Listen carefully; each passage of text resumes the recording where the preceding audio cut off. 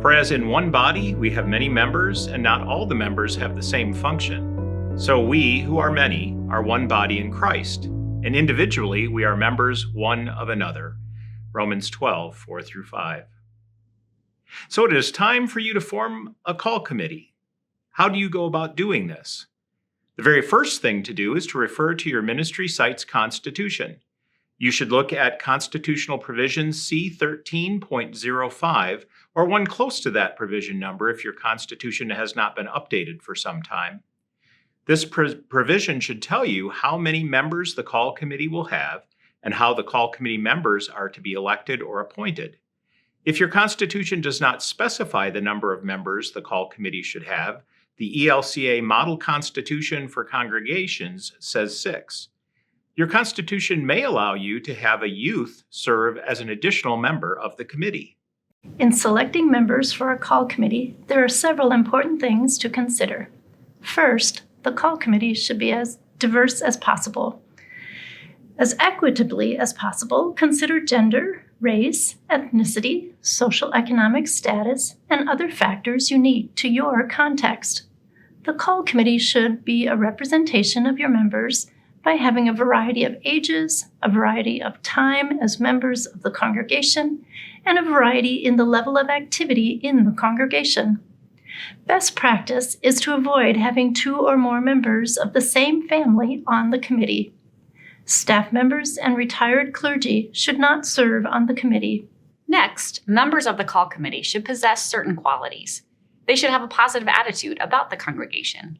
They should be faithful members who attend worship regularly and are aware of the ministries of the congregation. And, most important of all, members of the call committee must not have an agenda, a reason why they want to be on the committee. For example, it would be inappropriate for a member of the call committee to want to be there so that the congregation calls, quote, the right kind of pastor. Rather than taking anyone who volunteers for this role, it is essential that you carefully select who will serve on this committee. Do not allow bullies or those with personal agendas to serve on this committee. The call committee will need to come to a consensus about recommending one candidate to the congregation for a vote. So it's essential that every member be relationally healthy, a good listener, clear communicator, and have at their heart the overall ministry of the full congregation. While everyone's voice and opinion matter, it is the council's role to lead. It is important that the council not abdicate this authority. Even if your constitution stipulates that members be elected by the congregation, the council still plays an important role in preparing a slate of nominees to be elected. But how do you form a call committee if you are a ministry site made up of 2 or more congregations? Again, the place to start is the constitutions of each congregation.